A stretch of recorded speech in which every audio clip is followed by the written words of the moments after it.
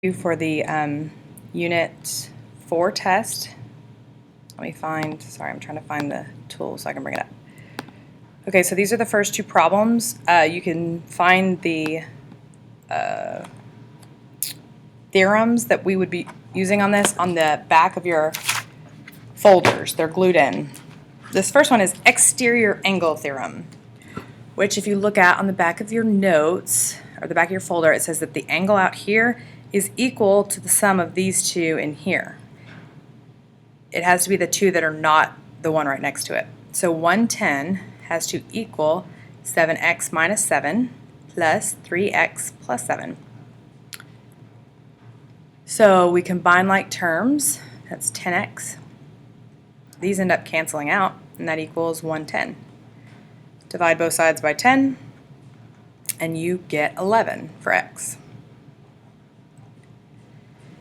These are just three angles in a triangle, so that's triangle sum theorem.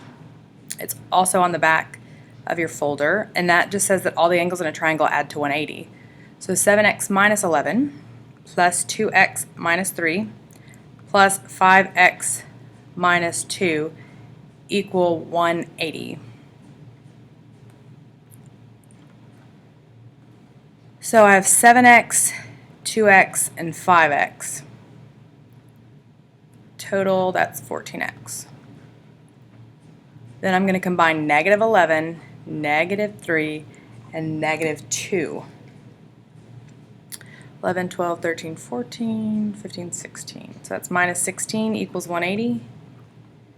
And then I would add the 16 to both sides and get 14x equals 196.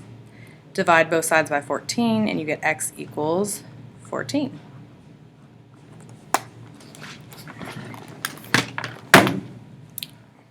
Sorry, I'm trying to find my copy of this. Okay, so this is just kind of like that complex angles thing we did, where you're just finding a bunch of angles. You might be using a lot of different rules. The one you use the most is triangle sum theorem, which is the one that says all angles in a triangle add to 180. So if I add 48 with 55, I get 103. So this angle would be 103 because like this over here, it's on the outside of this triangle. Now, most of you probably wouldn't do that. Most of you would probably add those together, get 103, and subtract it from 180, and get 77, which is this angle right here, because all three of those add to 180. And then you have vertical angles for this one. And if you do it this way, these two are a linear pair, so you could subtract 77 from 180 to get 103, and that would be that angle out there. Then over here we have a linear pair between these two, so you take 180, subtract 107, and you get 73. So that's angle 6. Let me write them down here.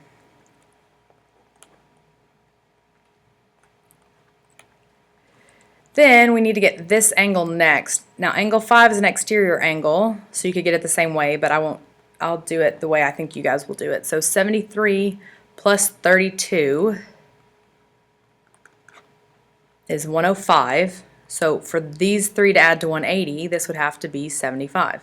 You just subtract 105 from 180. Then this is a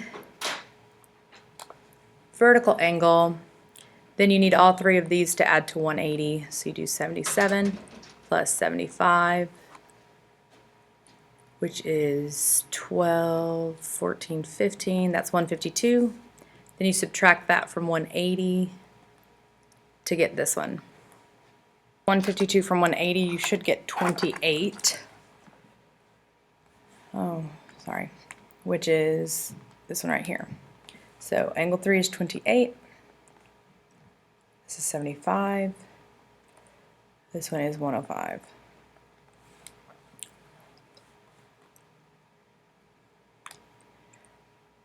Okay, right here we have an isosceles triangle because it says that this one's the same as this one. When you have an isosceles triangle, you have an extra theorem you can use called base angles theorem, which says that the angles directly across from the two sides that are the same would be congruent. So that means this angle and this angle are the same. So I can set 4x plus 5 equal to 7x minus 37. To solve that, I'd subtract 4x.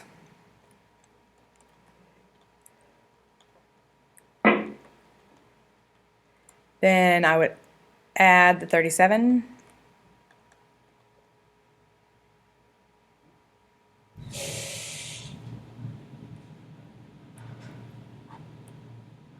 Sorry, I was trying to figure out, I think I switched this problem.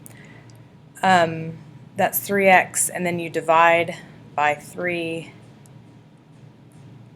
and I think it's 14. I don't have my calculator or the correct review that I'm looking at, so here we go. Yeah, 14. So if x equals 14, then we can plug it in to each of these. So let's switch color. So when I plug it in for E, it's 4 times 14 plus 5. And then when we plug it into this one, it's 7 times 14 minus 37. You should get 61 for both of those. And then to get angle F, if these are both 61, you just add them together and subtract from 180 and get 58 for this one. So this one's also isosceles, but now you're just going to be finding perimeter. So perimeter is all the sides added together. So first we have to figure out what the sides are. If these are the same, I can find x, well, let me do it this way. 8x minus 11 should equal 2x plus 13. So I'm going to subtract 2x and get 6x minus 11 equals 13. Then I would add the 11 and get 6x equals 3, 4, 2. Okay, and then divide and get x equals 4.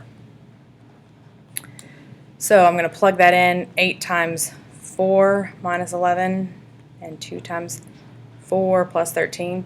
Now those should be the same, but this third side probably won't be the same.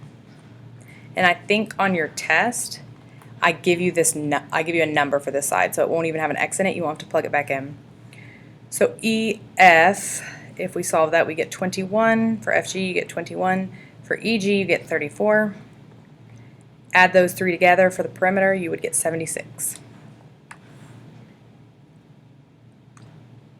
Okay, on these, you're given the length of two sides of a triangle, and you have to find the possible lengths of the third side. So to get the lower boundary, you just have to subtract them, and to get this one, you have to add them. But you have to make sure that the units stay the same. So these are both in inches, so we're good. So if we subtract 14 and 13, you get 1. You always do the biggest minus the smallest. You don't ever want a negative number in here, because you won't have a negative number be the side of a triangle. Then if I add them together, I get 27 for this one. These are both feet. These are both feet, so we're good there. Subtract them, and you'll get 5.4. Add them, you get 10.2. So here's the best news ever. Okay, so on C, the difference is these are centimeters, so our answer needs to be in centimeters, but we have meters and centimeters. So we can leave the 10, but 9 meters we have to convert to centimeters. There is 100 centimeters in 1 meter, and you have to know that on your own. It's not on the formula chart, and I can't tell you on test day. So 9 meters would be 900 centimeters. So now we subtract 900 minus 10, get 890. Add them to get 910. Now these are in feet. Neither of these are in feet, so we've got to convert both these. So there are 12 inches in 1 foot and 3 feet in 1 yard. You have to know that for your test. So 36 inches, we just divide by 12 and get 3 feet. 7 yards, we have to multiply by 3 to get how many feet it is. That's 21 feet. So subtract those, you get 18. Add them, you get 24. Okay, so to decide if it will make a triangle, you add the two smaller sides together and it has to be bigger than the third. So when we add, well, let me do it down here. What you're doing is 3 plus 6 and it has to be bigger than 8. So what you write here is 9 is bigger than 8, so that's a yes. Like, I don't expect you to write this, but I want you to see what I'm doing. So on this one, this is the biggest side. So I'm going to put that one right here, and I'm going to add these two together because those are those two smaller ones. So when I do that, I get 31.57. So that is bigger, so that's a yes. Now, this one is the one where most people might mess up. So to decide which one is bigger, if you don't already know it, go ahead and divide these and convert them to decimals. You just can't add them as decimals because on the test there's a 1/3, which is a repeating decimal. So if I divide 2 by 5, I get 0.4. 3 divided by 4 is 0.75. And 7 divided by 20 is 0.35. So this one, this one's the biggest. So that's 3/4, so I'm going to put that here. The other part where you add 2/5 plus 7/20, you should be able to do that. I know they teach you that in 5th grade now, but don't worry. If you can't, you can use a calculator. So when you add those together, it's going to reduce to 3/4. Now if it didn't reduce, like if you got something, well, if you forget to reduce, I guess, then it would be 15 out of 20. If you got something like that here, you would need to see if that's bigger than this. So you'd need to divide them both in the calculator and see which one's bigger. But these are the same, 3/4. So that is not bigger, so that's a no.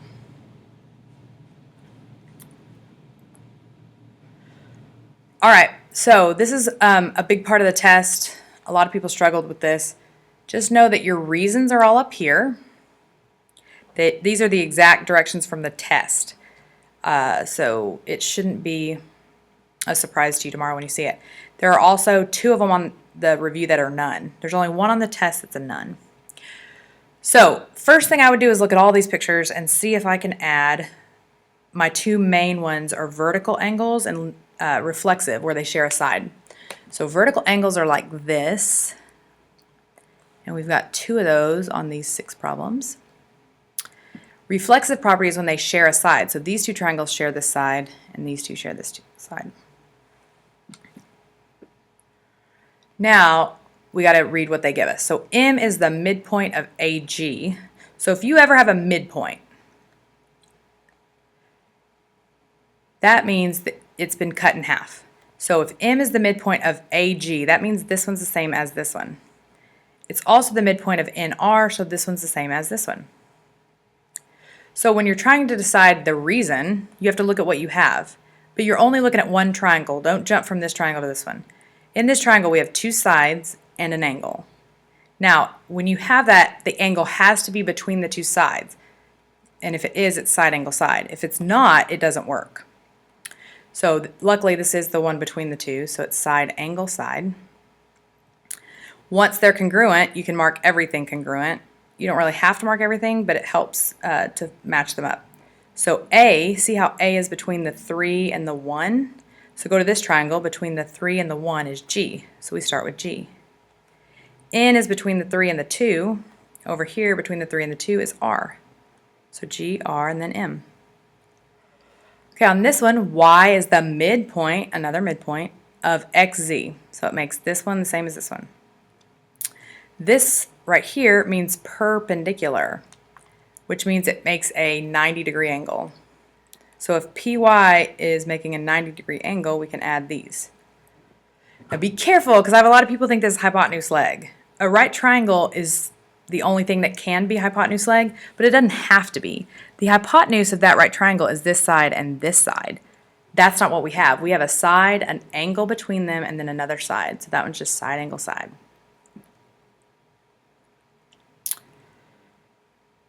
So P in this triangle goes with P in the other triangle. Y goes with Y, and X goes with Z. On this one, the only thing you can add is third angle theorem. So all we have is angle, angle, angle. That is not one of our choices. So that's one of our none. None. On this one, we have an angle and then a side and a side. The only time that works is if the angle is between the two sides. This angle is not between the two sides. This angle is between this side and this side right here. So can't do that one. That's our other none. All right, this means parallel. Anytime you have parallel lines, it's talking about alternate interior angles. So that one right there is alternate interior with this one. Always make sure if you've already got one congruent mark on there, you put 2 on the next one, and if you have another one, you put 3. These are also alternate interiors. And then it says E is the midpoint of AC, so cuts AC in half. So we have 2 angles and the side between them, or 2 angles and a side not between them. So you could put angle, angle, side, or angle, side, angle. Either answer would be fine. You only need one. So A in this triangle has 2 congruent markers. In this triangle, the one with 2 is C. They both have E, and then it'd be D. GK bisects this angle. That means it cuts this angle, JGM,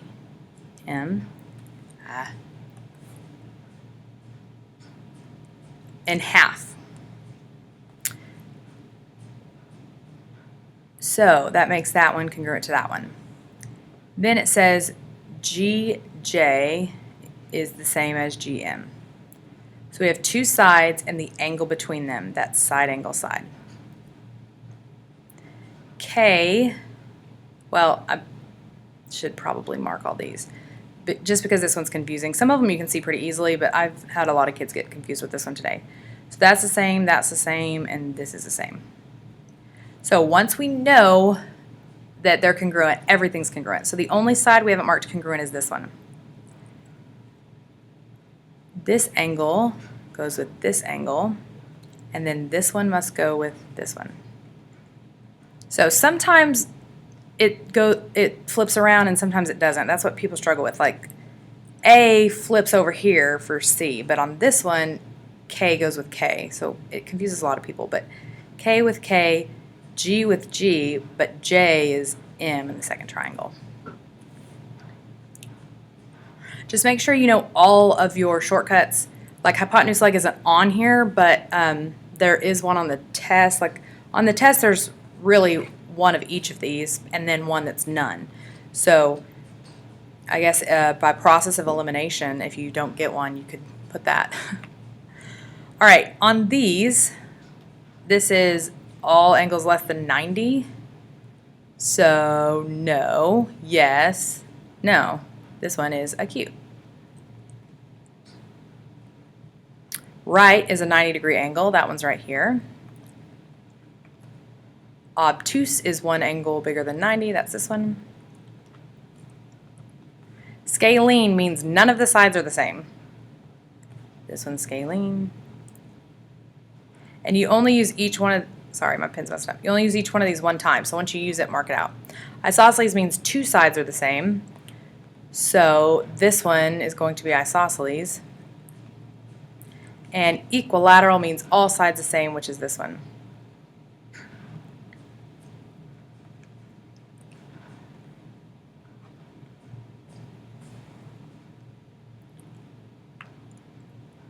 Okay, so on this one, to check if they're congruent, you just have to see if all their sides are the same, and we do that by almost doing Pythagorean theorem. We don't actually have to do it.